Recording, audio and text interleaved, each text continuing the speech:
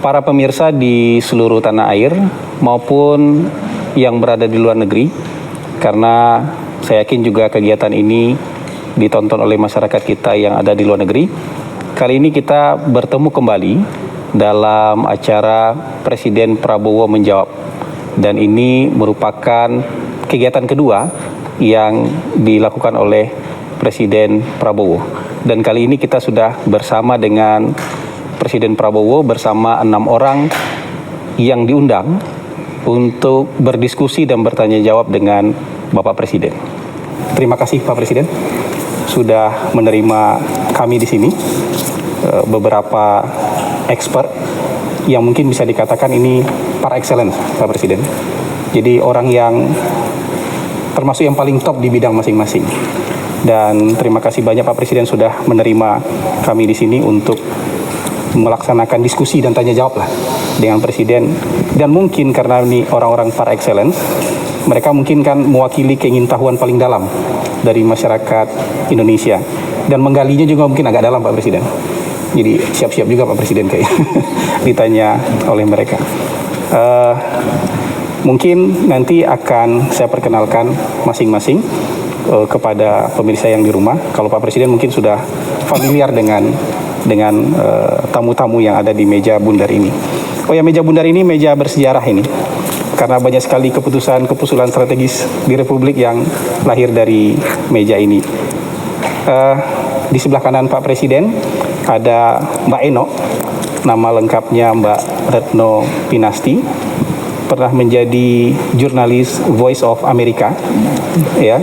Kemudian sekarang menjadi Pemret di Liputan 6, SCTV dan Indosiar. Nah, Pemret di SCTV dan Indosiar. Mbak Reno udah beberapa kali ke sini ya. Ini bukan kali pertama. Ya, untuk tanya jawab dan diskusi dengan Presiden bukan kali pertama. Iya. Terima kasih. Di sebelah Mbak Reno ada, kita manggilnya Bang Celi, Bang Rizal Malarangeng. Jadi dulu Pak, waktu saya masih awal-awal lulus gitu, berapa kali hadir ke acaranya Pak Billy Dahl, Indonesianis dari Ohio. Jadi kalau kita iseng-iseng nanya, siapa murid beliau paling pintar? Jawabannya nggak pernah geser Pak. Rizal Malarangeng. Jadi kalau kita sodorkan nama lain, nggak, tetap Rizal Malarangeng. Kemana sekarang? Masih di Columbus, masih sehat, 86 tahun. 86. Iowa ya? Ohio State. Columbus, Ohio State University. Tempatnya JD Vance. JD Vance. Oh iya. Benar. Wakil Presiden. Oh iya. JD Vance. Dia orang Kentucky tapi sekolah di Columbus, Ohio. Kan tetanggaan. Oh, di Buckeyes. Ohio State University. Ohio State University, the largest state university in the US. Ohio State. Ohio State. Dan berikutnya, wah ini pendidikannya agak ngeri-ngeri sedap. Bang Bosman Mardiguwowi. Ternyata kuliahnya criminal mind, Pak. Oh ya? Hati-hati. Di mana? Di mana sekolah? San Francisco State. San Francisco State. Iya. Kriminologi. Criminal mind. Lebih advance lagi, criminal mind forensic investigator. Oke. Itu apa ya? Psychology. Applied psychology. Oh, applied psychology. Jadi faculty of psychology kalau dia. Betul. Tadi saya bercanda sama beliau. San Francisco. Saya bercanda sama beliau. Penting, harusnya di KPK dia. Iya. Penting nih kuliah. Saya pikir harus jadi konsultan khusus presiden nih. Nah, yang aku heran, orang sudah kaya raya masih mau nyuri, itu heran saya. Jadi dia harus jelaskan. Harus dicek tuh mainnya kriminalnya seperti apa itu. Izin Pak Presiden, Ya. saya lanjut. Ini Mas Muhammad Faisal, Direktur Center of Reform on Economic Indonesia, CORE. CORE ini, Direktur Eksekutif beliau sekarang. Jadi ini kritis-kritis juga ini Pak. Jadi Bapak harus siap juga kalau. Lulusan mana? Australia Pak. Australia. UQ ya, Queensland. Queensland. PhD-nya di Australia. PhD di Queensland, Iya. Master di Melbourne Uni Pak. Oh, oke. Nah, berikutnya. Mbak Retno pernah di Amerika juga? Saya di Amerika sekitar 7 tahun. Oh, Tapi jadi kalau sekolahnya di Ini Inggris pendidikan barat Pak. semua nih. Jadi UGM dulu.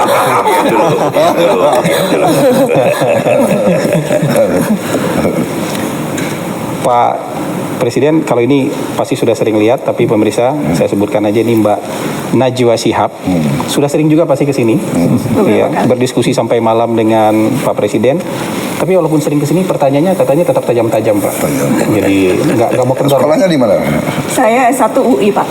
S2 saya di Melbourne Law School. Oh, mau Melbourne Law School. Orang hukum. Dan terakhir, Produk asing.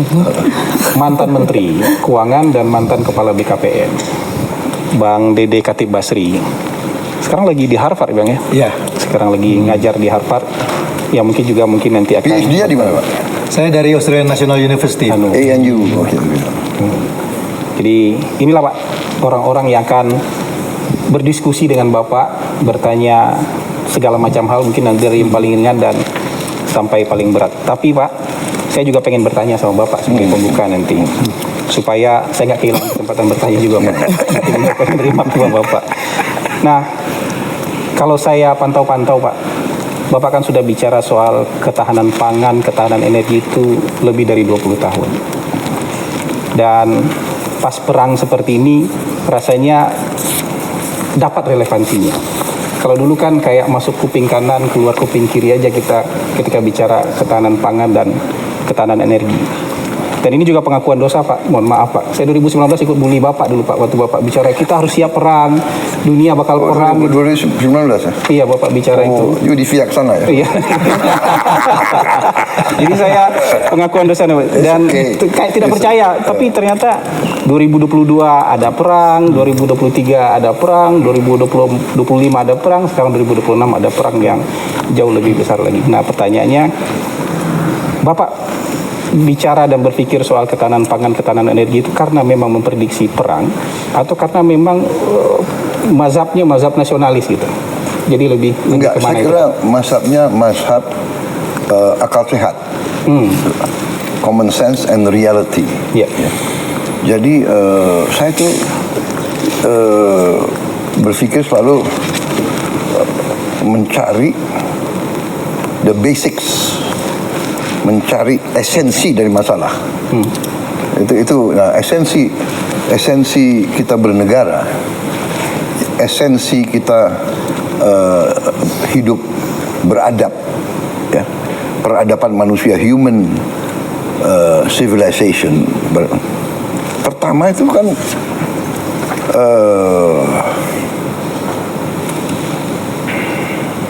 pangan, makan. It's a basic need. Kalau psikologi kan Maslow, basic need. Pertama, ya kan, aman dari ancaman cuaca, ancaman binatang buas, dan ancaman manusia lain. Baru kebutuhan air untuk minum, kebutuhan makan.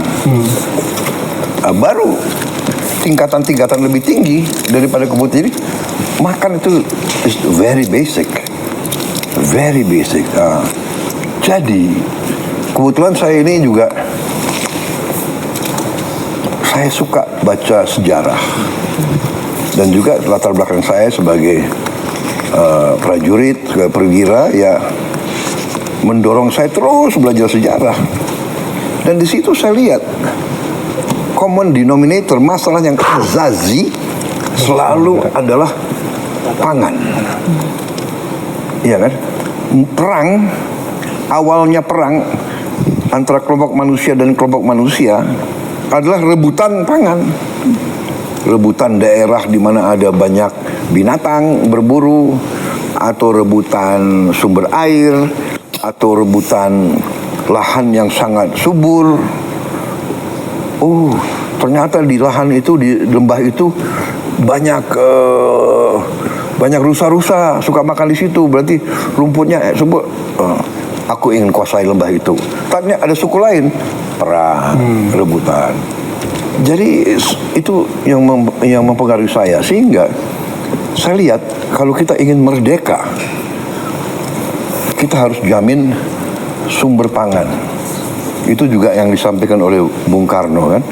Bung Karno begitu dia mimpin Indonesia baru merdeka, yang dia urus sebetulnya ya pangan, pertanian. Dia yang bikin IPB, dia yang selalu ngomong the hungry stomach cannot wait. Iya betul. Iya kan? Jadi itu sebetulnya bukan ya itu. Jadi waktu itu saya berbeda pandangan dengan mazhab atau kelompok yang berpikir dengan globalisasi, efisiensi kita bisa belanja aja dari mana saja. Ternyata nggak bisa. Iya. Satu juga perkembangan sains dan teknologi membuat bumi kita sebenarnya semakin kecil. Kalau 200 tahun yang lalu perang di Eropa nggak pengaruh untuk kita. Iya. Iya kan? Biar aja Inggris sama Jerman perang, Prancis sama ya. Sekarang perang di mana saja berpengaruh. Gitu loh. Terasa Pak. Iya, perang Ukraina. Harga pangan naik di dunia. Karena Ukraina penghasil gandum, jagung yang terbesar, Rusia juga, ya kan? So bumi yang semakin kecil, the world gets smaller, ya kan? Because of technology. Kita interconnected. Kejadian di satu tempat berpengaruh ke mana-mana. Apalagi nuklir, ya kan? Saya kira itu, Pak Hasan. Iya. Jadi, apakah Bapak waktu itu sudah 20 tahun lalu sudah berpikir akan ada perang? Oh, begini. Sad to say, sangat sedih bahwa memang sifat manusia itu selalu ingin dominasi yang lain. Ini sifat hakikat manusia. Dengan dominasi dia bisa menentukan kan? Yang tadi saya katakan, lembah di situ lebih subur dari lembah saya mau kuasai itu. Iya. Lereng itu sumber airnya banyak, saya sumber airnya kurang, saya mau kuasai itu. Iya. Jadi kalau kita baca sejarah ribuan tahun, manusia condong selalu perang. Nah, perang adalah destruktif. Kita mengerti bahwa perang itu sangat jahat. Perang itu destruktif. Perang itu harus kita hindari at all cost. Iya. Tapi kalau kita terlalu naif, kita terlalu baik, kita nggak mau siap untuk perang, kita nggak mau belajar perang, kita nggak mau melengkapi diri untuk perang, kita justru akan dihabisi. Itu sejarah dunia. Ya itu akhirnya yang kita kenal sekarang dengan hukum Thukydides, ya kan? The strong will do what they can, the weak suffer what they must. Yang kuat akan berbuat sekendak hatinya, yang lemah harus menderita. Itu sudah menjadi semacam adagium. Hukum alam jadinya. 2500 tahun. Si Thukydides itu ahli sejarah Yunani yang menulis buku 2500 tahun yang lalu. Dia cerita tentang perang antara Sparta dan Athena. Tapi itu pelajaran yang diajarkan di mana-mana. Iya. Kalau nggak salah itu salah satu wajib baca untuk hampir semua yang mau jadi jenderal di tentara-tentara maju. Belajar Thukydides. Iya. The strong will do what they can. Jadi ada lagi pelajaran ya dari ahli sejarah Romawi, Vegetius, sekitar sama itu 2500 tahun. Rupanya dari situ sudah mulai tulisan-tulisan tentang perang. Vegetius dia kasih pelajaran sic vis pacem para bellum. Siapa yang mau damai? Sic vis pacem, kalau kamu mau damai, bersiaplah untuk perang. Nah, yang kita lihat sekarang yang kita soal politik, saya tidak ikut-ikut ya politik. Tapi kalau dari segi kita lihat perang kemarin terakhir ini yang sedang berjalan, Iran lawan Amerika dan Israel, harus kita akui Iran tuh persiapan yang lama. Ya. Dan dia sendiri mengatakan, kami sudah siap perang ini sudah puluhan tahun.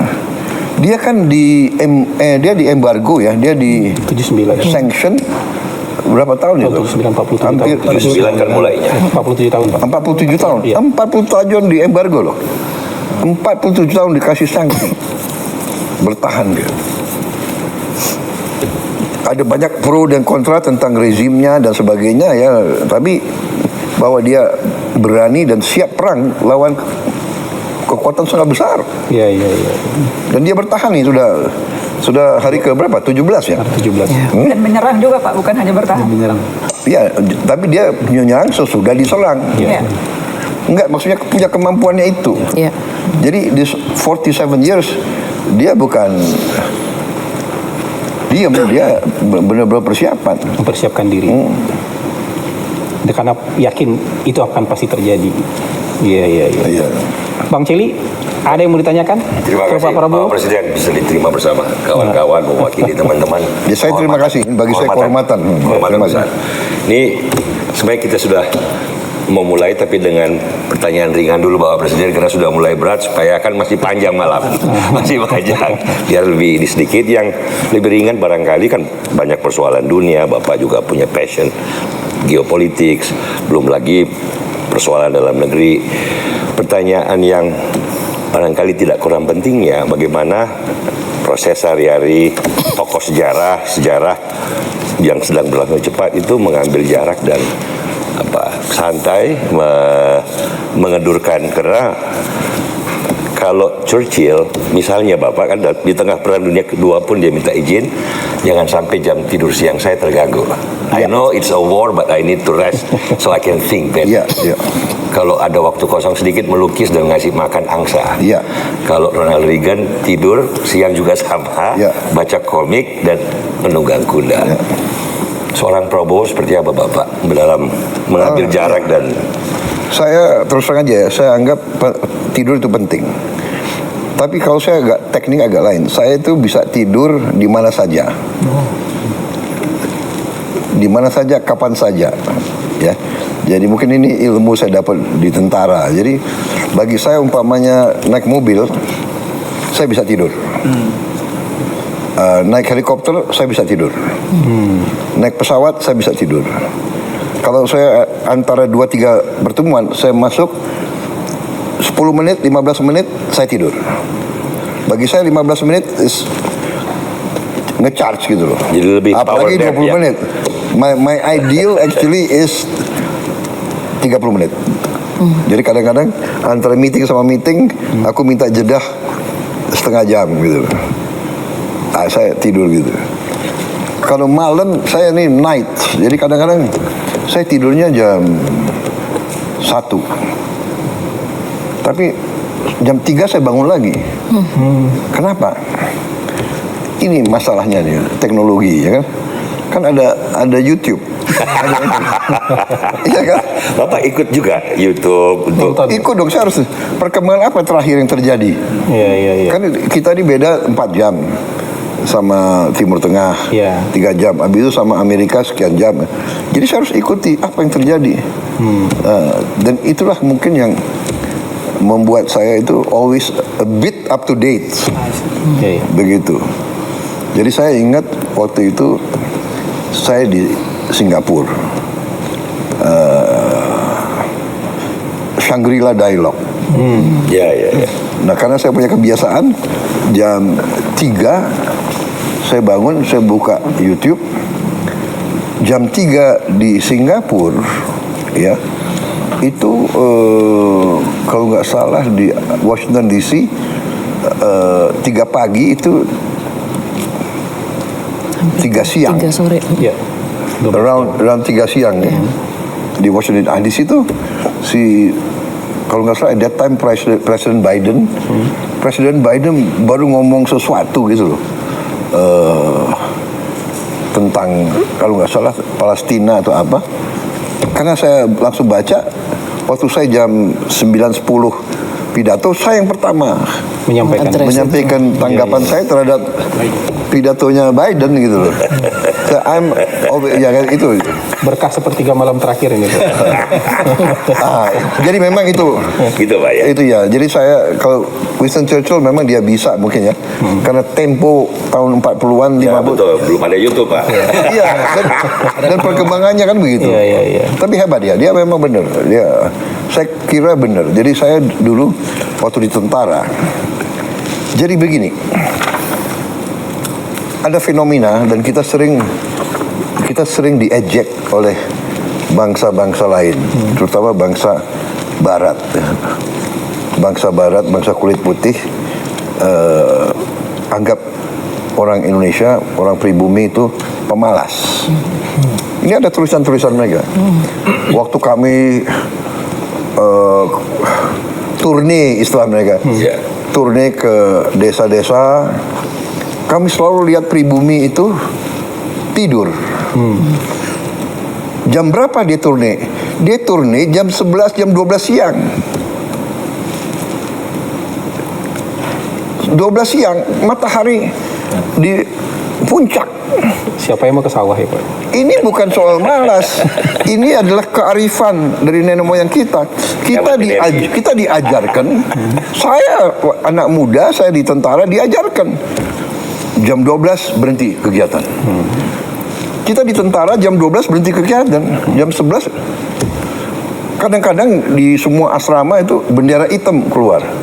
Ini puncak kepanasan. Kalau kita di luar heat stroke. Jadi kearifan nenek moyang kita, kalau kita kerja jam 11 jam 12 mati. Heat stroke. Jadi kalau si Belanda datang, orang pribumi tidur, ya ini menghindari itu. Tapi dia tidak lihat si pribumi itu jam 4 bangun, dia sudah kerja di sawah jam 5 pagi. Betul. Kan begitu. Baru istrinya bawa makan tuh jam 9, jam 10. Baru kembali, ya dia memang tidur siang. Tidur siang itu survival instinct. Strategi kebudayaan. Iya. Survival instinct. Saya pernah kedatangan seorang, waktu saya udah keluar dari tentara, saya masuk bisnis, saya kedatangan ini seorang, nggak tahu orang Inggris, banker, beautiful suit, datang di kantor saya, dia bikin joke. Dia bikin joke terhadap orang Indonesia. I don't know. I think you Indonesians, your hobby is sleeping, dia bilang. Aku untung udah pensiun kan. Apa dasarnya? Dia bilang, every time I see my driver, he's always asleep in the car. Dalam hati saya bilang, baru saya jawab, do you know, have you asked your driver where he lives? Do you know some of them live in Sukabumi? To go to Jakarta, he wake up 3 o'clock in the morning, take a bus. The bus is 3 hours. To get to your house at 7 o'clock or 8 o'clock. Jadi dia nggak tahu kenapa. Survival instinct juga. Yang penting waktu when he drive for you, he's not sleeping, right? Jadi orang itu pinter. Ada kesempatan saya istirahat. Loh ini loh. Ya ini kadang-kadang dia nggak.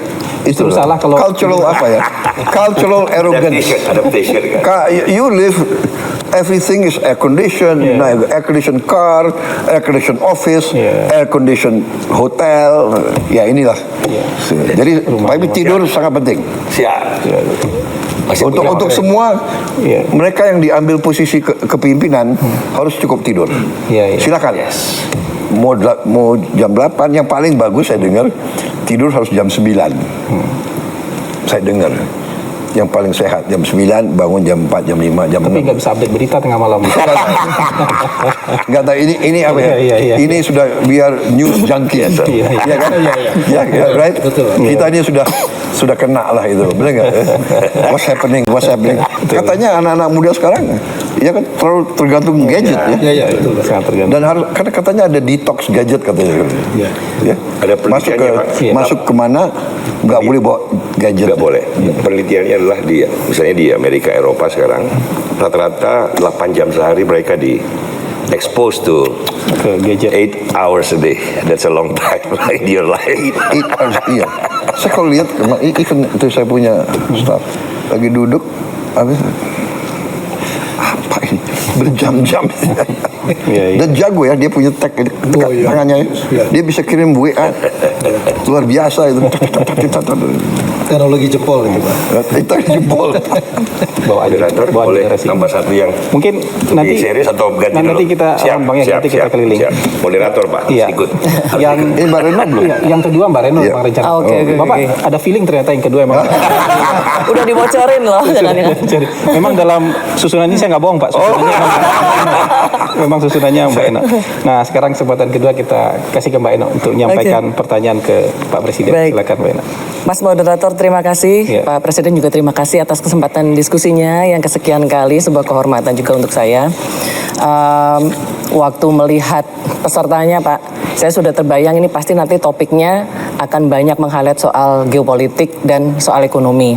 Tapi itu saya serahkan Pak izin ke pakar-pakar yang hadir di sini. Justru saya ingin menyoroti pidato Bapak beberapa hari lalu Pak. Waktu ulang tahun Danantara yang pertama. Waktu itu Bapak, ini saya ada kutipannya, memberikan statement, jangan main-main lagi dengan saya. Laporan palsu, laporan menyenang-nyenangkan supaya bisa akal-akalan. Saya kasih peringatan keras ya. Nah, terkait ini, boleh kasih konteksnya Pak. Ini kira-kira laporan palsu ini terkait apa? Oleh siapa? Seberapa sering?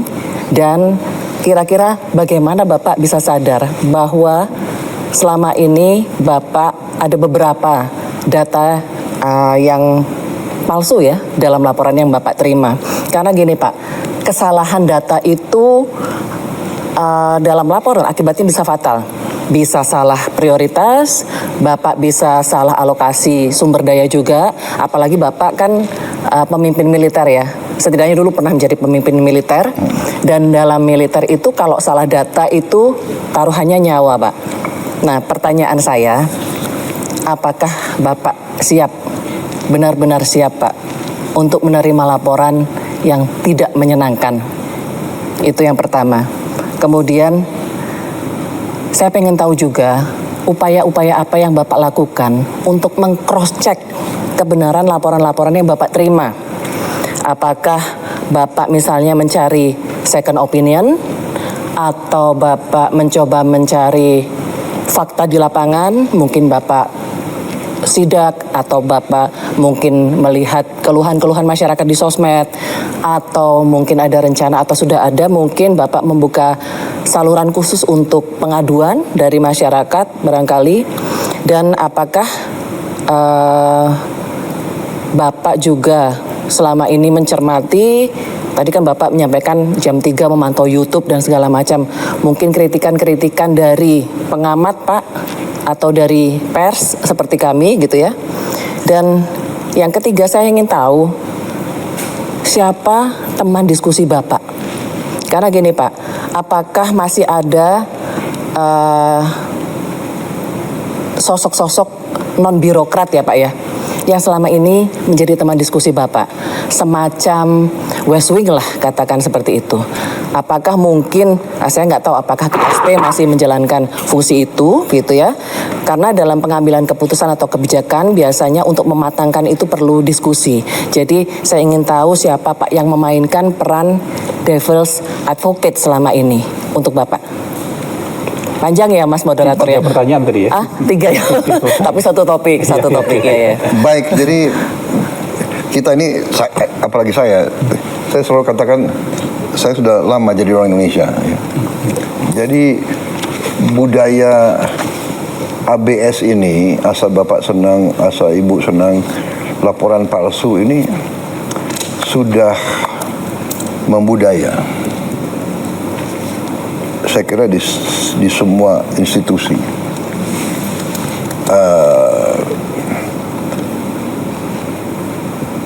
This is part of our problem. Ya, benar.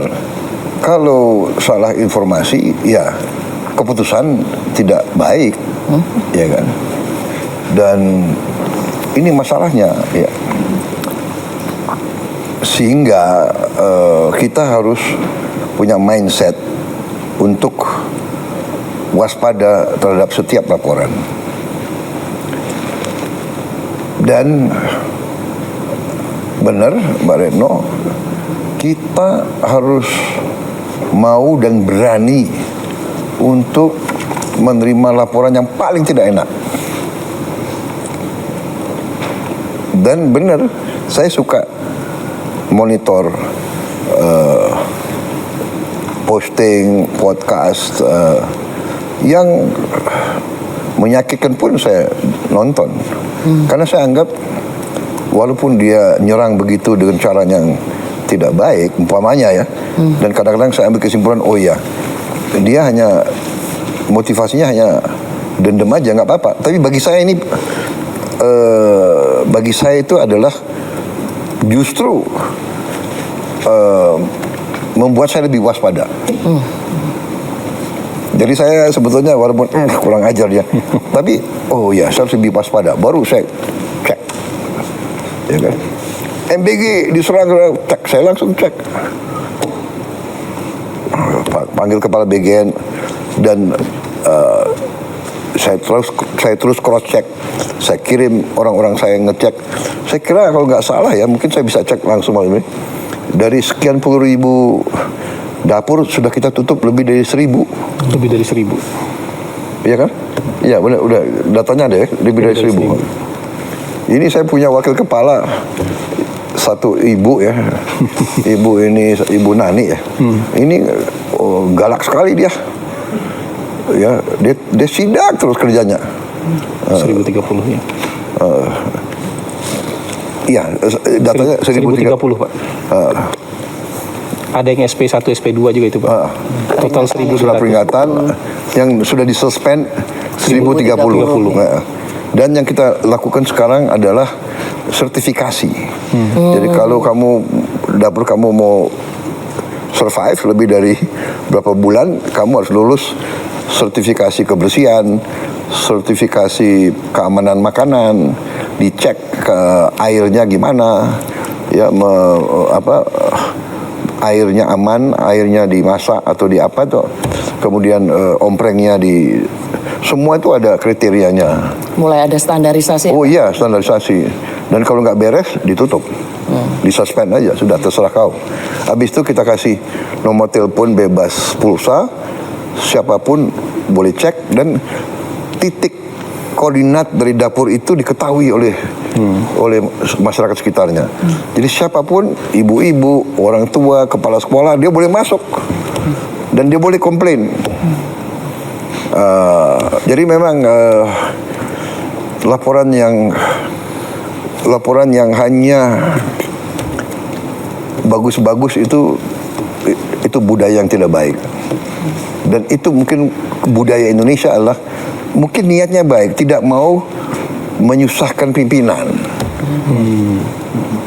Mungkin ya niatnya baik. Tapi jangka panjang. Contoh, saya kasih contoh ya, mungkin contoh zaman saya di tentara. Saya waktu itu komandan Kopassus. Saya sudah jenderal kalau nggak salah ya. Saya inspeksi ke Batu Jajar, pusat pendidikan, yang saya dulu pernah jadi komandan. Saya lihat keliling-keliling, tahu di satu titik saya lihat di situ ada helikopter dari jauh. Helikopternya latihan fast roping, turun dengan tali. Naik turun. Suatu saat helikopternya berhenti. Berhentinya agak lama gitu. Saya tanya komandan yang di situ, itu kenapa helikopter berhenti? Oh, break Pak untuk makan. Udah kan, break untuk makan kan. Jadi saya nggak tanya lagi. Besoknya saya di Cijantung, saya terima di situ kan selalu di tentara itu ada laporan harian. Jadi kalau hari Selasa hari ini atau laporan hari Senin, dikasih laporan di batalon ini terjadi ini, saya dapat laporan di pusat pendidikan pasukan khusus Batu Jajar pada jam 13.08 telah terjadi kecelakaan dari helikopter gini-gini. Oh, ini yang saya di sini buat itu. Tapi nggak dikasih tahu. Tapi nggak dikasih tahu. Oh, Anda ngerti? nggak paham. Ya. Apa yang Bapak lakukan waktu Niatnya, saya telepon ke komandannya. Kenapa kau nggak laporan? Nggak enak komandan. Nanti komandan kan begitu. Niatnya. Tapi menurut saya, kamu lain kali jangan ya. Kasih tahu apa adanya. Mungkin saya bisa bantu, saya bisa apa. So ini masalah. Jadi saya karena itu kemarin tuh di Nantara, laporan pertama, Pak, 1 tahun hasilnya bagus, begini. Saya kejar dia, yuk laporan benar nggak? Yuk jangan, ngerti nggak? Jangan nyenengin saya. Ini saya pegang loh. Saya ini sekarang bertanggung jawab atas Nantara. Enggak Pak, begini bisa ya? Saya bisa audit ya. Siapa? Itu dasarnya saya ngomong begitu. Ya kan? We have to have a new culture. Culture ini harus walaupun sakit, pahit, we have to face reality. Kita harus realitas lah. Dan kita harus siap kita harus siap terima tidak baik, kita harus siap dimaki-maki, kita harus siap dicurigai, nggak apa-apa. Saya belajar banyak. Seorang pemimpin yang baik tidak boleh takut menghadapi kesulitan. Kalau pemimpin yang unggul, lihat kesulitan, harus dikejar kesulitan itu.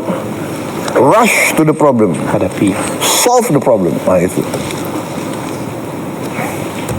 berarti kritikan dari pers atau dari pengamat nggak masalah ya Pak? Karena tempo hari Bapak sempat ini nih Pak, katanya pengamat ada beberapa yang mau apa ya itu istilahnya? Enggak, jadi gini. Yang di Ya, pengamat itu semua kritik itu baik dan membantu. Tapi ada orang yang kritik dengan niat motivasi yang nggak baik. Ngerti nggak? Dia kritik justru untuk menimbulkan kebencian atau kecurigaan atau kecemasan. Nah, ini menurut saya it's not good. It's not good. Ya kan? Satu, niatnya apa? Motivasinya apa? Ya kan? Kalau motivasinya evil, niatnya tuh niat jahat aja, itu nggak baik. Ya, ngerti nggak? Ya kalau kritikan berdasarkan suatu fakta, suatu fenomena itu baik, bagus. Contoh yang saya anggap informasi dari lapangan, justru dari anak-anak. Suatu saat saya kaget itu. Tahun berapa? Mungkin 1 tahun yang lalu gitu. Saya dikasih lihat, Pak ini ada anak-anak di Nias. Ini nih. Ini saya ingatin nama, ternyata baru saya tahu. Coba ada suaranya nggak? Dia teriak, nama saya dipanggil, coba. Kami keseringan dihambat banjir di saat kami pergi ke sekolah, dan kami mohon kepada Bapak untuk membangun jalan kami ini karena kami tersiksa kalau kami pergi ke sekolah. Anak-anak kita tiap hari masuk sungai basah, duduk di kelas basah, pulang kembali basah. Dia nyawa loh itu, nyawa itu. Semua terjun kita kerjakan ini. Dibangun di mata ya waktu itu. Anak-anak kita teriak, kita harus jawab. Sekarang kita akhirnya terpaksa di desa. Presiden Republik Indonesia dengan ini meresmikan 77 jembatan Beli, 59 jembatan Arko, dan 82 jembatan perintis. Terima kasih atas semua bantuan. Orang yang sama. Ada sama aja. 1 tahun kemudian itu. Sekarang Ini viral kami ini, tidak Pak. ulang lagi dan tidak membuka sepatu lagi kalau kami berdiri sekolah. Sekarang saya tidur lebih lega karena anak-anak di desa-desa terkecil tidak perlu lagi menyeberangi sungai dengan keadaan bahaya terhadap keselamatannya. Yamisa namanya. Saya tanya Yamisa ini. Anaknya berani ya, polos gitu. Tapi minta tambah lagi kan Pak dia? Nggak cukup dari jembatan katanya. Oh, ya minta lagi dia bilang. Dia minta MBG. Desa kami belum dapat MBG, kebayangkan tuh. Tapi saya berapa jembatan? Dan yang saya sedih ya, kalau you dengar itu, saya bilang, ya bisa kelas berapa? Sekarang saya kelas 12. SMA. Kamu mau kemana nanti? Orang tua kami miskin. Saya ingin belajar, tapi orang tua kami miskin. Tidak mampu Bapak. Saya udah perintahkan apapun terjadi, kasih beasiswa sekolahkan anak itu. Iya kan? Iya. Karena saya ini punya filosofi hidup dari dulu. Kalau Anda bisa bantu banyak orang, bantu banyak orang. Kalau tidak bisa bantu banyak orang, bantu beberapa orang. Kalau tidak bisa bantu berapa orang, bantu satu orang.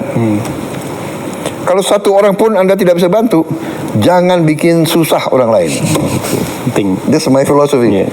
Jangan bikin Saya ajarin susah semua. orang lain. Saya ajarin semua. Lingkungan saya. Kalau kamu lihat ada orang sulit, berhenti. Apa yang kau bisa bantu? So itu jawaban saya. Benar. Semua kritikan baik, tapi kalau kritik berdasarkan suatu kebencian dan kok mengada-ada dan kok tidak punya data, itu menurut saya kurang baik. Itu filosofi saya. Jadi, tapi tetap aja saya terima, saya anggap itu baik untuk saya, benar nggak? Tetap ditonton ya Pak. Tetap ditonton. Tetap ditonton, tetap. Tapi kalau saya lihat ini nggak ada gunanya, saya tinggalin. Tapi saya tangkap dulu gitu loh, iya kan? Pak, yang memainkan peran devil's advocate selama ini siapa? Oh banyak, saya hampir. Jadi orang-orang dekat saya itu sudah ngerti bahwa justru yang saya ingin tahu adalah tadi suatu alasan, suatu reasoning yang menyanggah gagasan saya. Dan saya kira itu pendekatan yang benar. Kalau pemimpin kumpulin pendapat saya begini, rata-rata semua akan setuju. Tapi kalau saya mengatakan masalahnya apa, solusinya apa, kesulitannya ini apa solusinya? Seperti jembatan, sebetulnya maaf ya, dana desa sudah kita keluarkan ke desa. Dan jembatan-jembatan yang gantung itu harganya 300 juta, 400 juta, 500 juta. Katakanlah yang 100 meter panjang paling 800 juta ada, dan mereka terima 1 miliar 1 tahun. Kan bisa dia cicil 3 tahun 4 tahun jembatan yang bagus pun. Iya betul. Tapi sudahlah, saya tidak mau tanya kemana dana desa. Sudah anak-anak teriak dan langsung gitu, Bapak Prabowo balik aja, nggak apa-apa. Iya. Dia teriak, saya harus jawab. If I can do something, benar nggak? Ya alhamdulillah. Sekarang saya bikin satgas jembatan. Selain yang daerah bencana, dia laporkan bahwa yang paling mendesak kurang lebih 3.000 titik. Besar sekali. Tapi insya Allah awal 2027 selesai 3.000. Semua provinsi Pak ya? Semua provinsi. Iya. Nasional. Siap. Cukup Mbak Eno sementara ya, round 1. Siap. Kita mungkin masuk ke tema ekonomi Pak. Agak berat lagi Pak. Silakan Bang Dede Basri. Terima kasih moderator. Terima kasih Bapak Presiden. Mungkin saya berikan sedikit konteks Pak, karena ini concern saya. Saya itu melakukan penelitian mengenai Maaf ya, kan ini diskusi ya. Gak usah setiap saat Bapak Presiden nanti Anda nggak enak, ya kan? Udah kan, Mas Prabowo gitu, bener nggak? Janganlah Pak. Ini di luar jam ya. Apa saya buka ini kali ya? Gak ada yang berani. Justru kalimat kita nggak keluar nanti kalau gitu. Nggak tahu saya, kayaknya sekat gitu loh. Aku lebih senang itu anak itu Yamisa, Pak Prabowo. Dia nggak bilang Bapak Presiden kan? Kadang-kadang ya anak-anak itu lebih polos ya. Iya, betul. Hah? Aku kadang terharu gitu. Betul. Kamu mau belajar apa? Saya sih mau studi Pak, mau jadi dokter. Tapi orang tua saya nggak mampu. Aduh. Saya udah kasih tahu staf saya. Pokoknya dia harus sekolah. Iya. Tidak boleh orang tua tidak mampu, anak yang nggak boleh. Itu apa ya motivasi saya itu. We have to create suatu bangsa Indonesia yang, ya kan, anak orang paling miskin pun harus bisa sekolah. Sebenarnya itu Undang-Undang Dasar 45. Iya, Betul. Ya. Saya lanjutkan Pak ya. Ya. Jadi saya melakukan penelitian Pak mengenai social unrest Pak, Ya. unjuk rasa di berbagai negara di dunia. Kenapa dalam 25 tahun terakhir itu unjuk rasa frekuensinya makin banyak Pak? Temuan yang menarik itu adalah ada hubungan yang sangat kuat antara menyusutnya kelas menengah dengan unjuk rasa. Itu terjadi di Latin Amerika, di Southeast Asia, termasuk di Indonesia Pak. Ya. Nah, data kita yang terakhir itu menunjukkan sepanjang 2019 sampai 2024 Ya. itu kelas menengahnya menyusut Pak. Ya. Nah, kita kalau lihat dari angka pengangguran, betul angka pengangguran kita itu turun Pak. Ya. Tetapi sekarang tingkat pengangguran tertinggi adalah mereka yang educated. Ya. Apakah itu tamatan universitas, SMA, SMK. Nah ini problem baru nggak hanya unik di Indonesia, di seluruh dunia Pak. Karena pertumbuhan ekonomi itu menciptakan lapangan kerja tapi informal Pak.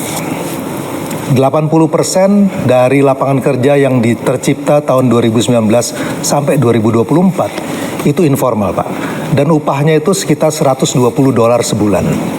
Nah, Bapak bisa bayangkan mereka terdidik, mereka muda, mereka punya informasi, YouTube segala macam.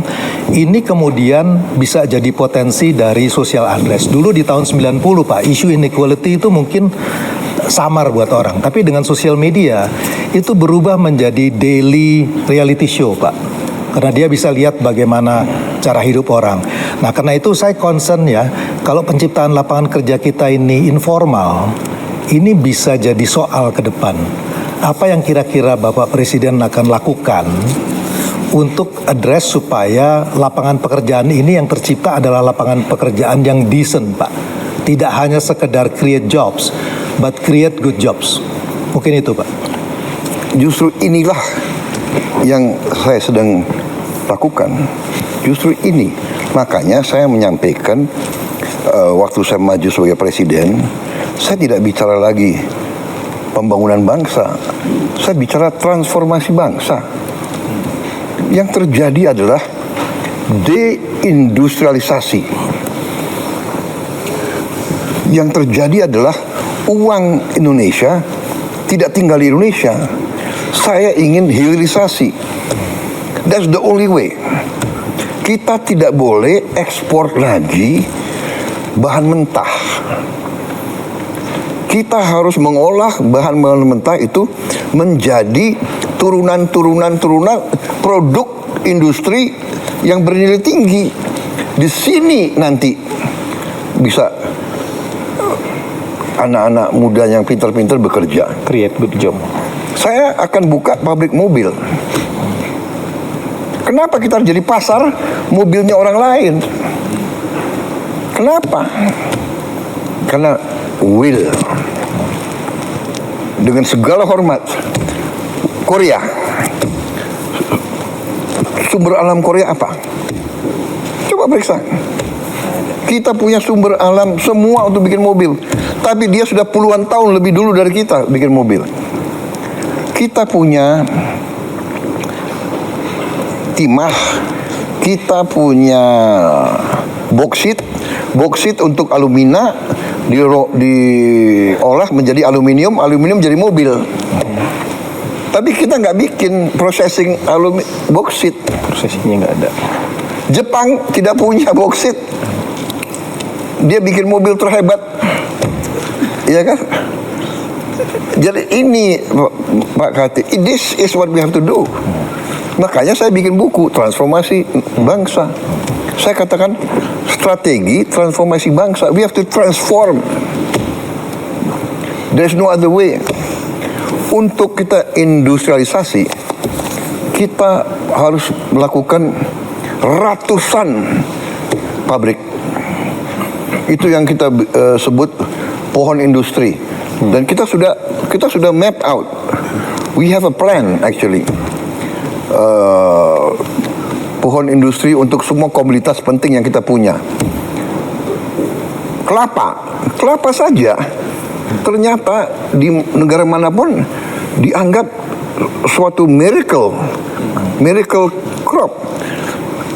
Minyak VCO, virgin coconut oil, itu dianggap anti cancer.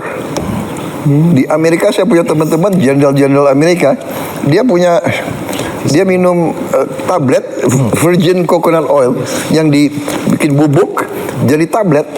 Tiap makan dia minum itu. Harga kelapa itu tinggi sekarang. Kita baru punya 1-2 pabrik kelapa. Selama ini kita ekspor kelapa gelondongan. Kelapa. Hampir semua komoditas. Ya, kita punya kopi terbaik. Tapi kita import Starbucks. Ya, Nestle, Nescafe. Iya kan? Kita punya coklat terbaik. Tapi kita import, kita makan KitKat, kita makan Cadbury, ya kan? This is what we have to do. Jadi justru ini jawabannya adalah industrialisasi. Yang sekarang ini is actually to win time. To win time. Win time adalah kita harus hilangkan kemiskinan. Bahwa kelas menengah turun, saya yang ungkapkan. Saya ungkapkan di mana-mana. Itu yang menohok saya. Saya tadi bangga juga 7 tahun pertumbuhan 5%. Tahu? Loh, pertumbuhan tapi orang miskin tambah. Kelas menengah kurang kok. There's something wrong with the system. Yeah. So you're exactly correct. We have to industrialize. And now it's not even industrialization. Now it's science.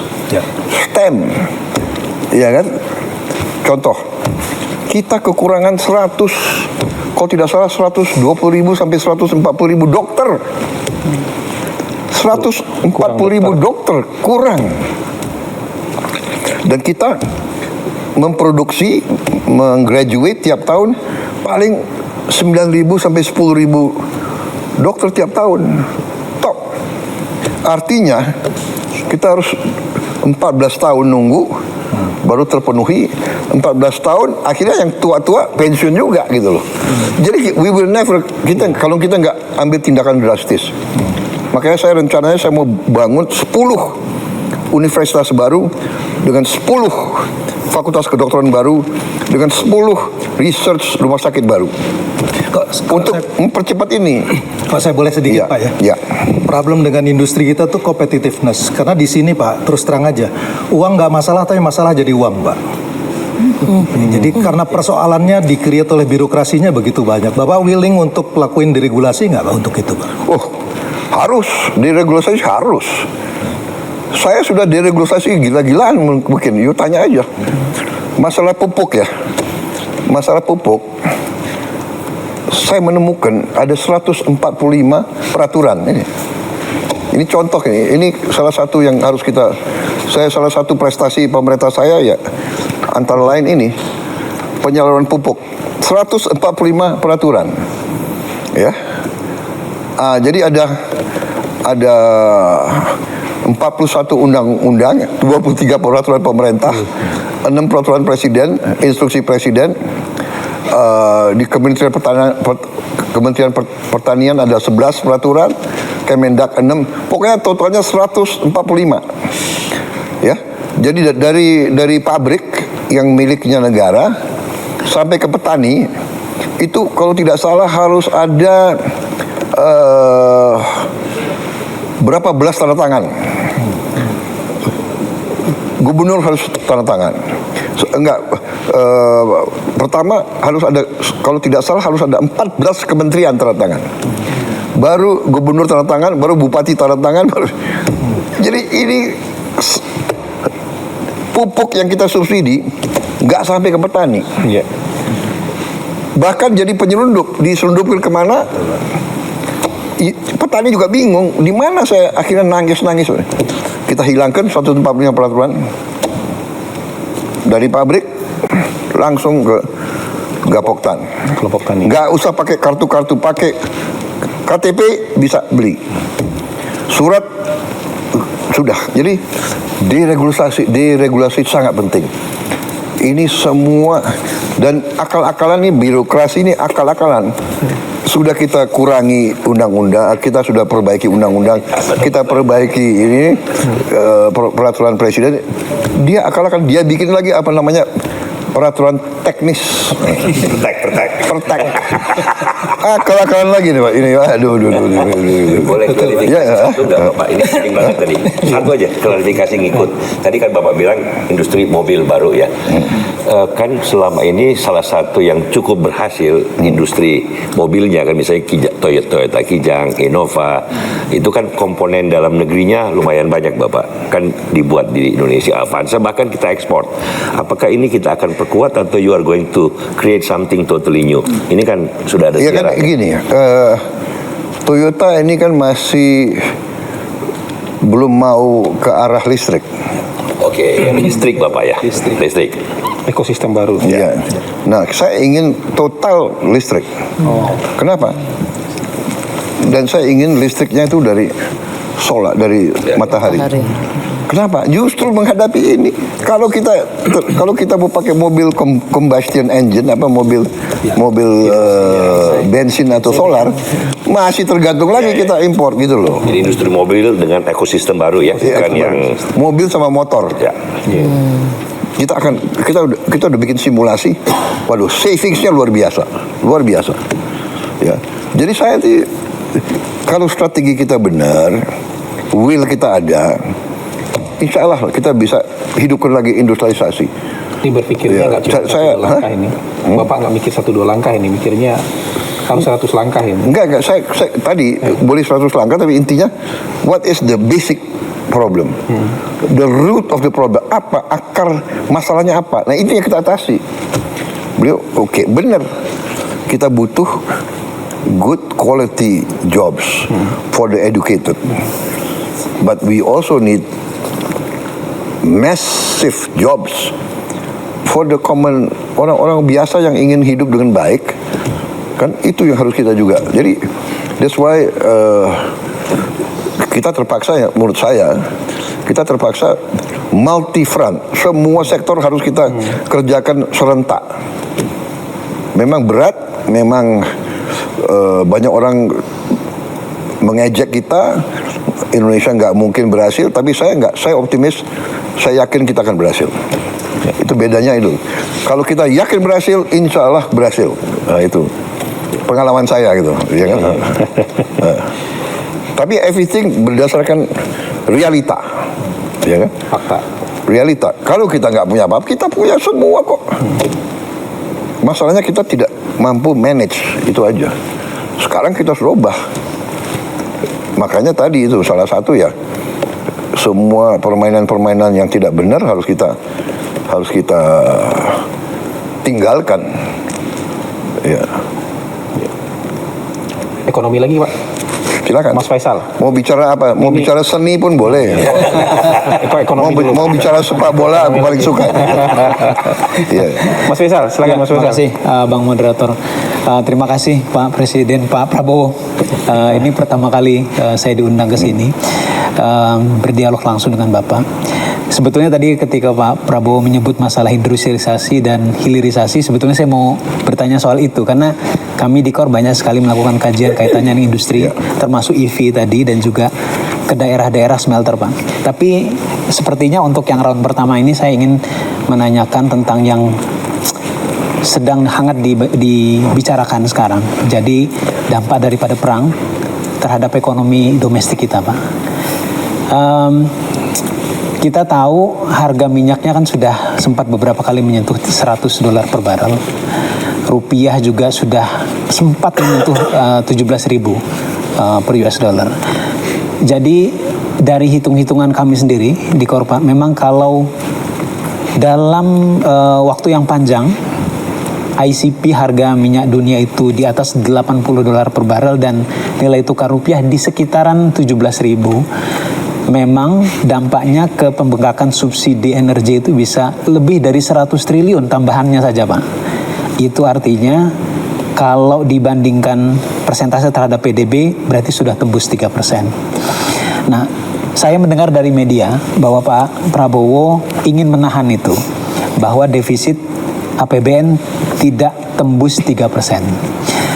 Tapi pertanyaannya bagaimana, Pak? Karena concern kami kalau seandainya menahan 3% itu dilakukan dengan efisiensi yang caranya sama dengan tahun lalu 2025, kita sudah saksikan sendiri, Pak, bagaimana dampaknya. Saya ketemu dengan banyak pelaku. Dampaknya bagaimana? Termasuk di daerah, Pak.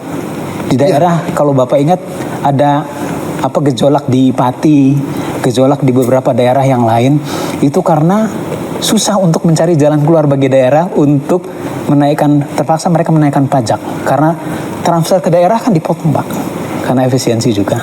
Nah, jadi apakah cara untuk efisiensi yang Bapak ingin lakukan sama, ataukah mungkin ada cara yang lain, Pak? Misalnya, contohnya begini, Pak, apakah ada terpikir cara untuk refocusing misalnya, Pak, ya, termasuk misalnya mengalihkan sebagian daripada program-program yang sudah ada yang banyak alokasi anggarannya, termasuk mungkin program prioritas, ke pos-pos yang sifatnya tanggap darurat ini, Pak. Oke, saya jawab. Iya, Pak, silakan. Pertama, tolong Anda cek Ya. transfer ke daerah mana yang dipotong dan mana yang tidak dipotong. Ya, kalau tidak salah yang dipotong juga yang bersifat tidak produktif. Dan saya ingin jelaskan, waktu pertama kita lakukan efisiensi, kita menghemat 308 triliun dari pusat sebagian besar, ya. Dan dari mana itu? Dari semua pengeluaran yang akal-akalan. Keyakinan saya itu semua 308 ini kalau tidak potong, ini ke arah korupsi. Pak Muhammad, saya kembali ke dasar, ya. Saya akan kembali ke dasar. Bapak kan ekonom.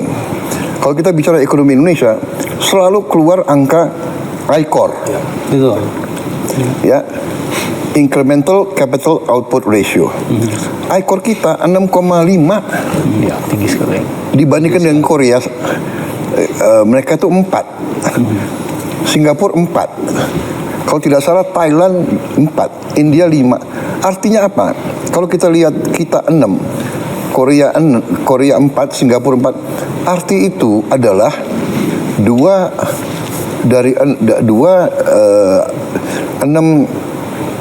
per 6 kan 2/3. Ya. Jadi kita ini, kalau angka itu artinya kita 30% lebih tidak efisien dari Thailand, Malaysia, Filipina apalagi, Vietnam apalagi.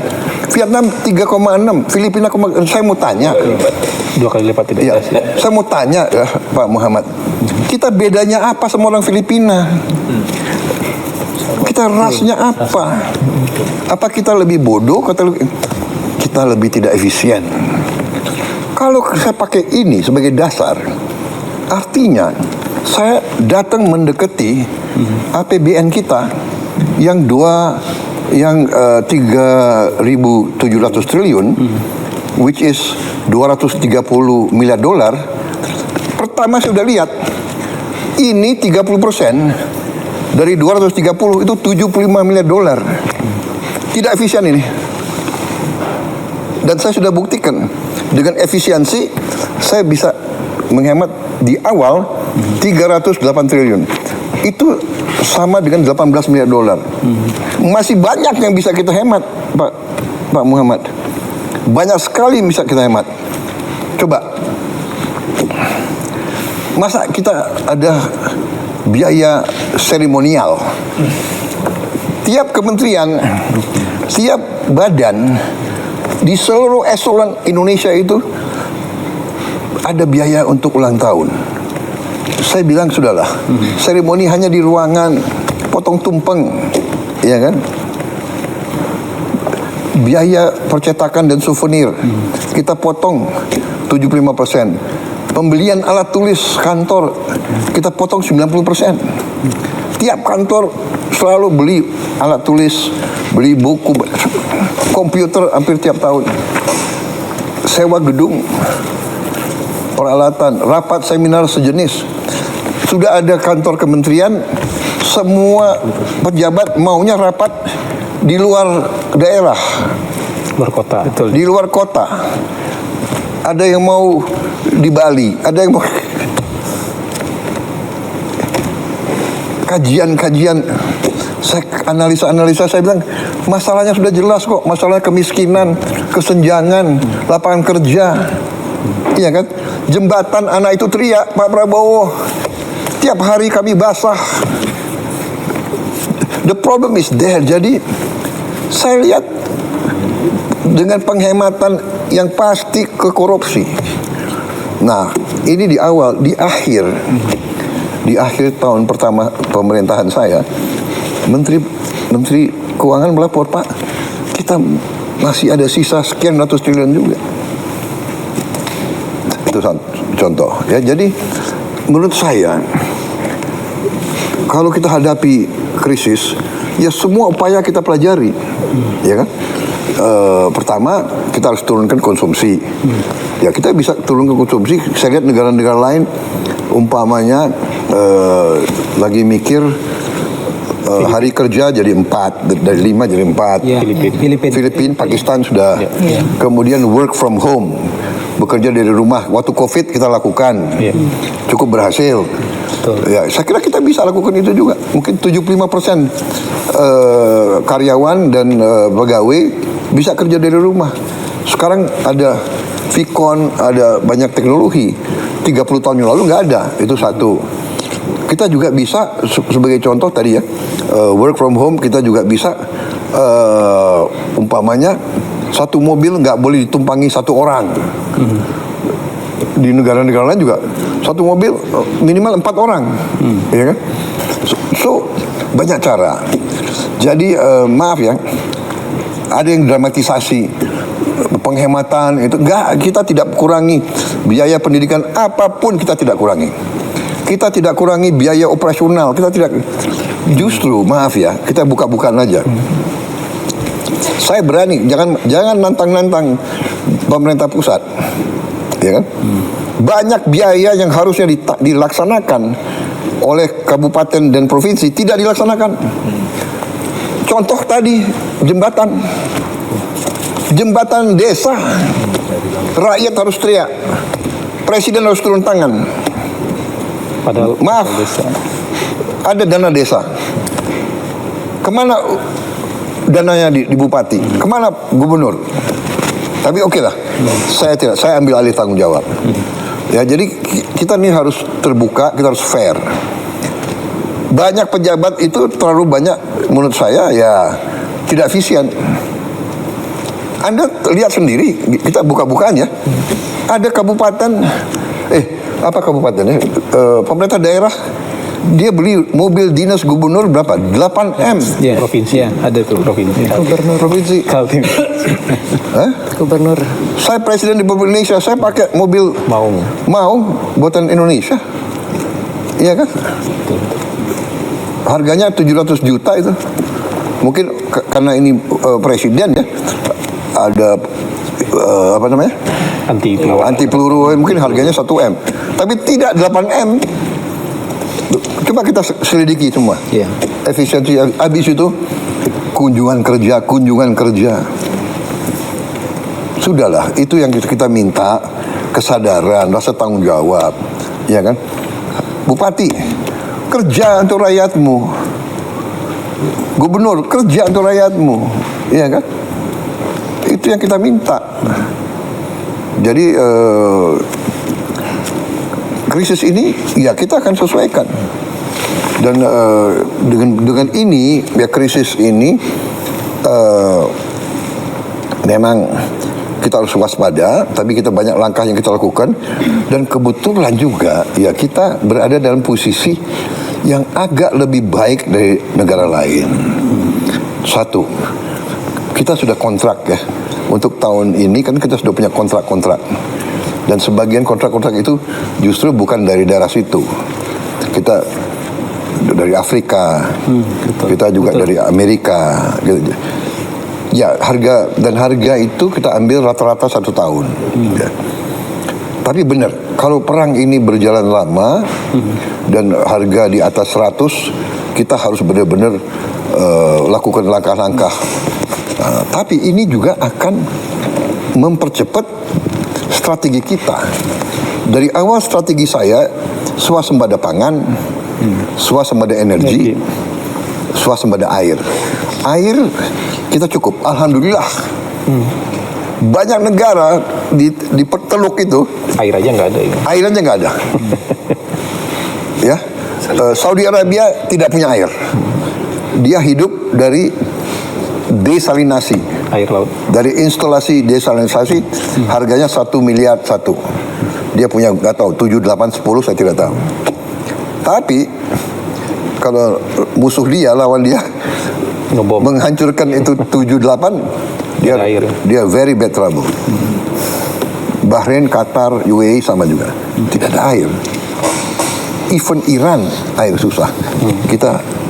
Kita tinggal air kita manage. Kadang-kadang kelebihan air. Iya kan? Karena kita tidak mau kita sebetulnya ya sudah ribuan tahun tahu kok kalau hujan pasti banjir. Iya. Tapi kita ya kan ini kita harus bangun sekarang ya. Kita harus waspada, kita semua eselon. Alam yang begitu baik dari Yang Maha Kuasa, jangan kita santai everything. Kita harus bangun. We have to be tough. Jadi ini wake up call. Tapi ini akselerasi. Jadi saya berniat, saya sudah kasih keputusan politik dalam waktu yang sesingkat-singkatnya, paling lambat 2 tahun kalau bisa, kita harus punya tenaga surya 100 gigawatt. 100 gigawatt. Ya. Nah, kita sekarang sudah bisa produksi sekitar, kalau tidak salah ya, 11 gigawatt dari dalam negeri saat ini. Kita masih punya pembangkit listrik tenaga diesel sebesar 13 gigawatt. Jadi ini harus kita tutup. Tidak boleh lagi ada listrik dari diesel, terlalu mahal. Jadi saya kira dalam waktu dekat 13 gigawatt bisa kita adakan. Jadi very soon kita tidak akan pakai diesel, solar untuk listrik. Itu penghematan kita pertama. Tapi the whole plan is semua motor kita akan kita konversi menjadi motor listrik. Semua mobil, semua truk, semua traktor harus tenaga listrik. Jadi nanti orang kaya yang punya Lamborghini, Ferrari, silakan lo pakai bensin, lo bayar aja harga dunia. Mau $200 ya kan, terus lo orang kaya kok. Yang lain kita sudah bikin simulasi. Ternyata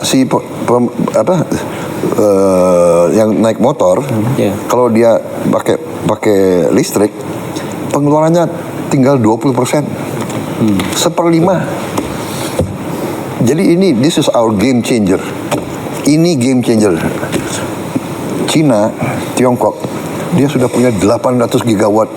Dia the most advanced in tenaga surya. Itu solar panel besar-besar. 100 Wah, saya pernah ingat, saya nggak tahu ya, 10 tahun atau berapa tahun yang lalu saya di Beijing, siang-siang kuning. Kalau nggak salah sebelum Olimpiade itu. Smognya kuning siang hari.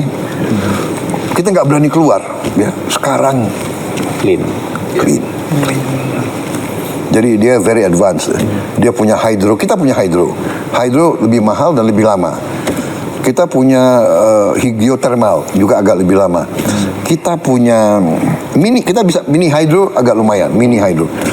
Tapi kita punya, kalau tenaga surya itu bisa cepat, dan yang kita punya keunggulan, maaf, saya diejek kan, ini presiden sawit, ya Saya bangga, saya jadi presiden negara yang penghasil kelapa sawit terbesar. Dari kelapa sawit kita bisa menghasilkan solar. Bensin juga bisa. Dari kelapa sawit bisa bensin juga. Aftur juga bisa. Aftur dari kelapa sawit. Jadi we are in a better position than many countries. Tapi benar, 1 tahun ini kita harus benar-benar waspada. Ya, mau tidak mau kita harus semua merasakan, kita harus kurangi konsumsi BBM. Ya, tapi ya kita harus siap kemungkinan paling jelek karena ya Iran kan dia mau bela diri. Cara dia bela diri ya dia harus tutup Hormuz, iya kan? Dan dia harus membuat istilahnya negara yang nyerang dia menyesal. Dan target dia ya, BBM crude oil $200. Dia ngomong begitu kok. Tapi sekarang berkisar naik turun ya 100 lah kira-kira 100, 110, 112 karena juga masih banyak sumber lain gitu ya kan masih tapi still bagi kita berat kalau memang benar kalau di atas kalau pakar yang tim saya mengatakan kalau di atas 90 95 itu berat bagi kita. Ya. Kan sudah 3 perang teluk Pak. Yang pertama, kedua kan yang 91 dan 2003 nggak terlalu berdampak. Yang paling berdampak embargo OPEC Pak 73 ke 74. 3 kali lipat dalam setahun. 100%. Dan itu long lasting. Kita dapat bonansa karena net ekspor. Dan ingat ya kita punya batu bara yang masih banyak. Batu bara untuk listrik itu paling murah sebetulnya. Batu bara lebih murah tapi tenaga surya. Lingkungan buruk Pak. Batu bara secara lingkungan buruk. Lingkungan buruk. Tapi namanya krisis kan. Iya. Mbak Nana kayaknya giliran mau nanya. Silakan. Udah langsung nyamper itu. Iya, sebetulnya saya masih ingin menyambung dari Bang Faisal, tapi saya pindah haluan dulu Pak. Baru kemudian nanti mungkin kita bisa kembali. Bukan ekonomi, tapi isu yang juga luar biasa penting Pak. Aktivis kontras Pak, bernama Andri Yunus, disiram air keras, mengalami luka serius, luka bakar hampir 20%, kornea matanya sebelah kanan juga rusak.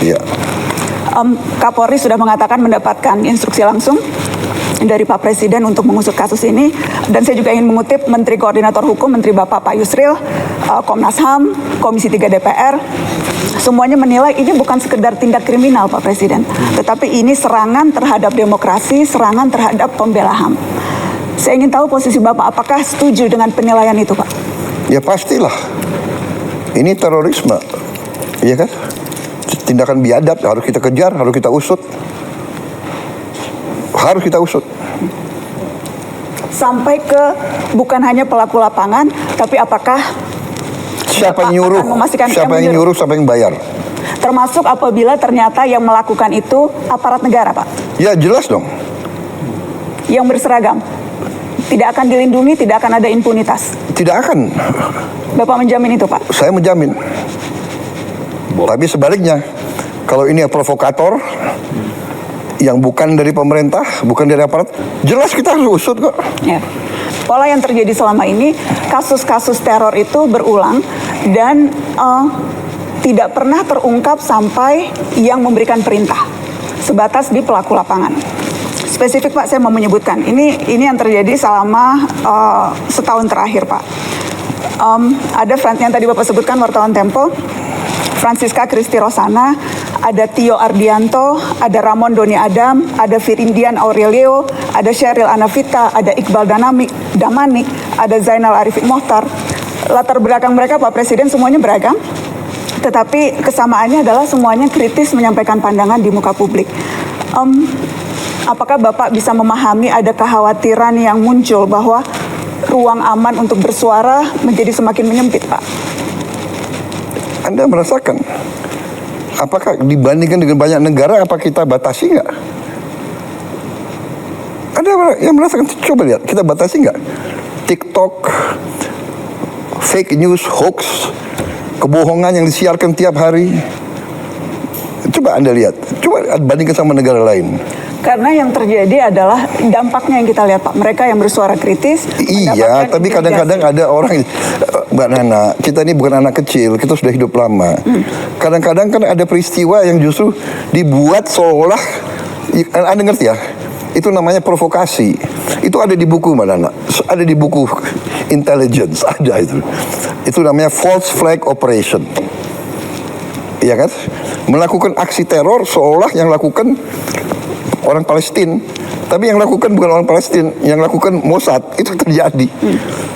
Sebetulnya Anda paham ya? Iya. Jadi sama juga ini. Ini mau mengarah bahwa rezim kita otoriter. Sebetulnya Iya kan? spekulasi-spekulasi itu muncul karena ketidakadaan jawaban Pak Presiden. Jadi kerap kali kasus-kasus yang terjadi ini berhenti begitu saja, tidak terselesaikan, sehingga kemudian muncullah begitu persepsi publik bahwa wah, kalau ini tidak selesai berarti ini ada unsur negara yang bermain dan sebagainya. Karena, saya tidak ada jawaban, maka kemudian saya ingin menjamin, saya ingin membangun Indonesia yang beradab, ya. Itu cita-cita saya. Saya ingin membangun pemerintah yang bersih. Saya ingin punya polisi yang bersih, jaksa yang bersih, intelijen yang bersih. Anda tahu, saya mau tanya sekali lagi ya, saya ini korban juga. Tapi saya itu berpikir yang besar, concern rakyat, pangan, energi, benar nggak? Dengan perang, harga pangan bisa naik. Tapi saya mau tanya, ini bulan Ramadan, harga pangan terkendali atau tidak? You know, I think we are doing a good job. Ya, jadi percayalah, saya tidak akan mengizinkan hal-hal seperti itu terjadi. itu yang ingin kami dengar Pak. Iya. Percayalah, saya dipilih oleh rakyat untuk membela rakyat. Tapi kita waspada. Saya minta diusut benar. Ya. Justru sampai aktornya. Iya, sampai aktornya.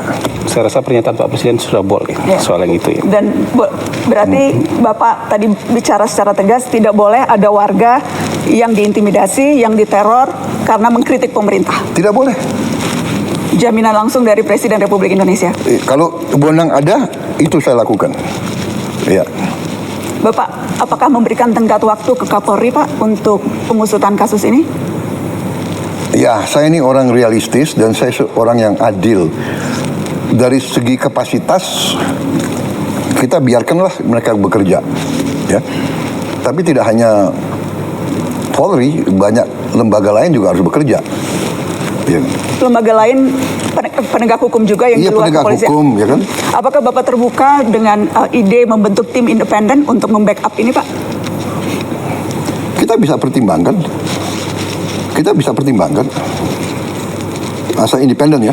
Independen. Ya, jangan semua LSM yang sudah a priori benci sama pemerintah yang dapat uang dari luar negeri, ya kan? Ya kan? Kalau Anda mau bicara apa adanya, saya juga bicara apa adanya, gitu. Iya kan? Tapi yang jelas malam ini kami sudah mendengarkan langsung statement dari Presiden. Presiden sangat bold. Begini, Tegas soal saya hal ingin itu karena- menegakkan hukum. Saya ingin menegakkan hukum. Bagaimana kita tegakkan hukum kalau kita biarkan seperti ini? Kalau itu dari aparat. Dan saya ingin kasih tahu bahwa memang aparat kita ya banyak kekurangannya. Kita menemukan deep state, kita menemukan ada dirjen-dirjen yang berani ngelawan menteri. Akhirnya kita pecat kan, banyak sekali dirjen-dirjen. Ada dirjen-dirjen yang merasa untouchable. Ada lembaga-lembaga yang merasa nggak boleh diaudit. Ini pekerjaan tidak ringan. Tapi kan saya tidak mau sedikit-sedikit mengeluh atau sedikit-sedikit mencari simpati rakyat. Ya ini pekerjaan saya dilantik untuk itu, saya bersihkan. BUMN saya sedang bersihkan. BUMN selama ini salah satu kebobolan kita paling besar. Jadi dari Mbak Nani, memang ini masalah Indonesia gitu loh. Di mana-mana, ya kan? Jadi tapi percayalah bahwa tidak ada niat dari pemerintah, apalagi yang saya pimpin, untuk lakukan seperti itu. Come on, apa sih? Benar nggak? Rakyat kita nggak bodoh. Saya mau ingatkan ya, sampai hari ini rakyat yang di bawah itu dukung saya. Persis yang disampaikan tadi Pak Dede. Iya kan, kalau memang rakyat tidak suka sama saya, bisa turun ke jalan rame-rame. Tapi mereka tahu kalau rusuh, semua negara yang rugi. Mau ganti saya, tunggu dong 2029. Jadi negara yang beradab ya. Sabar ya. Iya, sabar. Tapi yang saya lihat ya, Mbak Nana harus objektif juga ya, sebagai seorang tokoh, bahwa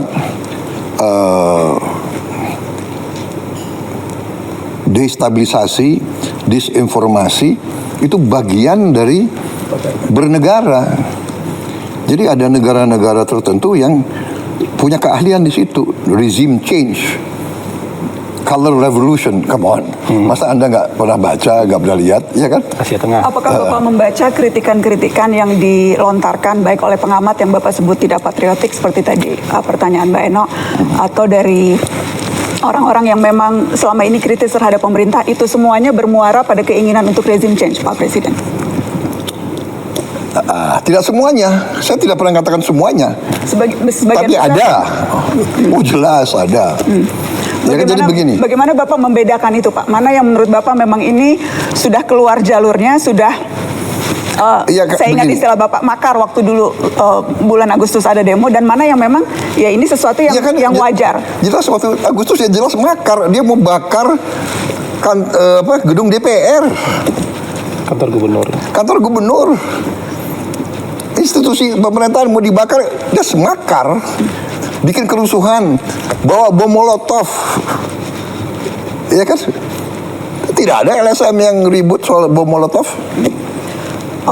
Banyak yang Ada yang protes nggak? menyampaikan, banyak Pak yang Jujur lah. protes, banyak yang Nggak, protes. come on, sudahlah. Banyak yang protes. Jujur, buka rekam jejaknya, rekam digitalnya. Tetapi Untuk dalam ya, tahun satunya kita cukupkan dulu ya. Enggak, biar aja. Biar aja, ayo silakan. Oh, iya, kata silakan. Bapak Presiden Ya, biar siap, biar ya. ikut. Oh iya, nggak apa-apa. Ini kesempatan Dalam- bagi saya jawab. Ini Betul nggak? menarik. Betul Pak. Oh iya. Terima kasih kesempatan. Ada yang ribut nggak soal bom molotov? Banyak Pak yang Aduh, Banyak come yang on, ribut. nggak objektif. Banyak yang Nggak ada. Bapak, dan- Ada yang ribut nggak gedung DPR mau dibakar? Banyak Pak, pemberitaan come media on. juga banyak soal itu. Nggak ada itu. Pemberitaan media banyak soal itu, Sedikit. banyak yang mengecam. Ya, saya hormati itu, silakan. Tapi begitu bakar-bakar itu kriminal. Ya. Tapi kenyataannya Pak, ratusan yang ditangkap kemarin itu kebanyakan justru mahasiswa. Ada satu penelitian yang menyebut terbesar sejak zaman reformasi penangkapan yang terjadi pada mahasiswa dan aktivis, Pak. Tetapi provokatornya atau siapapun yang bertanggung jawab, aktor yang menyuruh dan sebagainya, itu tidak pernah terungkap, alih-alih dibawa ke pengadilan, Pak Presiden. Ya, itu tantangan kita harus cari. Saya baru menjabat berapa tahun? 1,5 tahun. 1,5. Masih ada waktu untuk saya membuktikan? Kami tunggu pembuktian itu, Pak Presiden. Kami tunggu pembuktian itu. Iya. Hah? Jumlah koruptor yang saya tangkap berapa? Come on, ya kan? Percaya, saya sumpah untuk membela rakyat saya. Saya pertaruhkan jiwa saya berkali-kali. Saya tidak rela. Saya tinggalkan negara ini nanti pada saat saya dipanggil Tuhan. Saya tidak rela ini jatuh ke tangan maling-maling, bandit-bandit. Saya tidak rela. Baik, Pak. Ya. Dari Mbak Nana cukup dulu. Sebetulnya masih ingin panjang, cuma masih Nanti banyak round 2 ya, lain. nanti round 2 ya. Karena masih ada Bang Bosman Mardigu yang belum kebagian. Yang mau menjawab itu dengan sangat gamblang. Oh, sangat gampang. Saya senang. Terima kasih, Apa saja. Ya. Kalau boleh, saya ingin menyanyi satu pertanyaan terkait tadi komunikasi. Tapi saya kira Pak Mardigu belum. Mardigu dulu ya. Pak Mardigu udah nahan. Siap. Udah nahan dari tadi. Soalnya ini orang baru ini. Sabar Pak. Iya. Kayaknya tadi mengumpulkan semua pertanyaan-pertanyaan mau dirangkum jadi sebuah pertanyaan yang Enggak apa-apa, silakan. Debat itu bagus, ya kan? Terima kasih Pak Presiden Bang yang Mardigu. terhormat. Ini undangan pertama saya ke sini, mudah-mudahan bukan yang terakhir Pak. Jadi bagi saya blessing sekali ketemu Bapak, saya bisa mengungkapkan banyak hal. Di sosial media saya sangat Ya. aktif sekali dan sangat banyak data yang saya perlukan dan data dari Bapak yang tentunya saya perlukan. Dan saya bertanya tentang geopolitik, di mana kapasitas saya lagi minatnya di sana. Bapak melakukan melaksanakan mukadimah itu melakukan perdamaian dunia, karena salah satu di undang-undang kita di Mukadimah adalah menjalankan perdamaian dunia, dan Bapak sering mengajukan menjadi juru damai. Tapi kita tahu Pak, juru damai itu kita harus punya alat tekan Pak. Kita juga punya alat tawar, atau apa istilahnya, bargain power atau deterrent power Pak, gitu ya.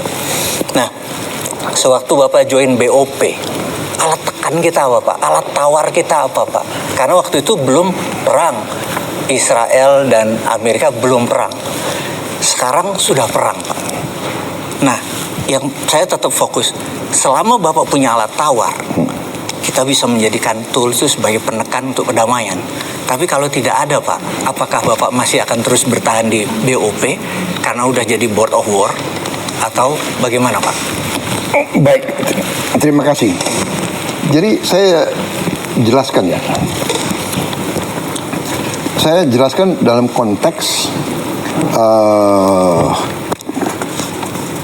situasi sesudah 7 Oktober tahun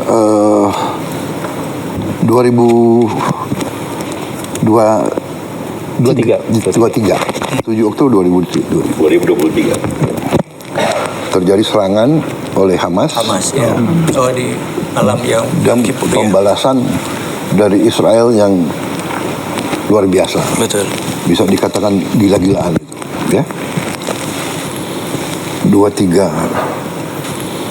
Oktober 2023 Bapak. Jadi 2024 2025 Terus dihabisin rata Gaza. 80% rata. 70.000 diperkirakan mati. Orang tua, perempuan, anak kecil tidak bersenjata. Apa yang kita bisa buat untuk hentikan itu? Kita coba dengan segala cara, ya. Akhirnya kita dengan berbagai cara kita negosiasi, kita kirim bantuan. Indonesia termasuk yang paling banyak kirim, termasuk ya, salah satu. Tapi yang lain negara-negara Arab yang kaya-kaya juga pasti kirim bantuan yang lebih banyak ya. Tapi kita kirim Hercules banyak sekali, 3 Hercules pasar. Kita kirim kapal rumah sakit 2. Nah di situ negara-negara Arab dan yang berurusan itu akhirnya kan sebagian dari mereka punya hubungan baik sama Presiden Trump Amerika. Mereka semua mendesak Amerika, tolonglah hentikan penghancuran Gaza ini. Dan saya di berbagai forum saya juga mengatakan bahwa di sini adalah the moral decline of the West, ya, bahwa negara Barat waktu itu Amerika sama Eropa jadi satu masih selalu mengajarkan kepada kita HAM, Iya. selalu mengajarkan kita demokrasi. Saya jarang dengar itu LSM yang kritik pemboman di Gaza itu. Maaf ya, aku boleh sindir juga kan. Kalau yang menyangkut negara Barat nggak mau, mereka terlalu banyak ya. Sekali lagi saya bukan anti Barat loh, tapi I know what's happening, you know. Jadi akhirnya Presiden Trump itu tadinya dia punya cita-cita ingin menjadi presiden yang bawa perdamaian. betul. Ada Abraham Accords. Iya, iya. Dia sangat mengharapkan dia bisa menyelesaikan masalah-masalah dan dia bisa dapat Nobel Peace Prize. Nah ini oleh rekan-rekan kita negara-negara Arab waktu itu dan Muslim, bahwa kita ingin mendorong Presiden Trump untuk bisa neken Israel untuk hentikan. Karena kalau kita buka terbuka, kalau kita bisa terbuka, hanya Amerika yang bisa nahan Israel. Kemudian waktu di sidang umum PBB di bulan September tahun 2025 kalau tidak salah ya. Ya. Saya muncul karena UNGA. saya pembicara ketiga habis Lula, Brazil, Trump, saya. Di situ saya sangat tegas dan juga hari sebelumnya saya juga bicara di forum yang dipimpin oleh Prancis, Emmanuel Macron. Dan di situ negara-negara Barat banyak yang umumkan mengakui Palestina. Ini terobosan besar. Ya. Kalau tidak salah Prancis umumkan, ya kan? Inggris umumkan, banyak negara. Ini luar terobosan ini. Terobosan luar biasa. Karena semua mau neken supaya Israel hentikan itu. Nah, di situ juga saya tegaskan lagi bahwa the only solution is two-state solution. Sesudah pidato saya, berapa jam kemudian, 8 negara Muslim diundang oleh Donald Trump. Arab Saudi, Uni Arab Emirates, Yordan, Turki, Pakistan, Qatar. Ini fotonya ini, ya. Sama Jordan, Pak. Iya, sama Jordan. Jadi yang mimpin waktu itu Donald Trump dan Erdogan, dua co-chair the meeting. Jadi di situ Mesir Perdana Menterinya hadir, Pakistan Perdana Menteri, Raja Abdullah sendiri hadir, adiknya MBZ hadir, dia kalau tidak salah duta besar di Washington, saya dan Emir Tamim. Ini juga Menteri Luar Negeri Arab Saudi. Di situ dia minta Witkoff nggak salah duduk di belakang itu. Nggak kelihatan di belakangnya besan ya. Dia bacakan 21 point plan of Trump. Tak. Kita pelajari, kalau nggak salah ada paragraf ke-19 kalau tidak salah ya. 19 ya. Jadi dia bicara macam-macam, interface dialog, tapi paragraf ini yang menentukan bagi kita. While Gaza redevelopment advances and when the Palestinian Authority, ya, Palestinian Authority jadi pemerintah yang mimpin Palestina sekarang, reform program is faithfully carried out, the conditions may finally be in place for a credible pathway to Palestinian self-determination and statehood, which we recognize as the aspiration of the Palestinian people. Ke-20, the United States will establish a dialogue between Israel and the Palestinians to agree on a political horizon for peaceful and prosperous coexistence. Jadi, kita lihat, wow, ini 19 dan 20 ada peluang, walaupun kita tahu ini sedikit. Akhirnya kita berdelapan diskusi, kita dukung ini atau tidak. Akhirnya dalam lobby sebelum ini kita bilang kita dukung ini. Habis itu Emir Tamim kita tunjuk sebagai juru bicara kita. Akhirnya setelah dibacakan Emir Tamim atas nama kita, karena kita sebelum meeting ini kita sudah dikasih poin. Pak, sorry Pak, ini resolusi UN Council ya Pak? Iya, resolusi tapi berdasarkan plan itu. Berdasarkan, jadi poin-poin ini poin yang BOP atau poin US Council Pak? Pertama, ada halaman ini ada di poinnya Trump. Oh, oke. Yang dimasukin ke resolusi itu. I see. Nah, akhirnya Emir Tamim bilang, Mr. President, we like your plan. Ya, plannya Trump kan jadi 21, akhirnya jadi 20 dan sebagainya. Tapi anyway, we like your plan, but the problem is not us.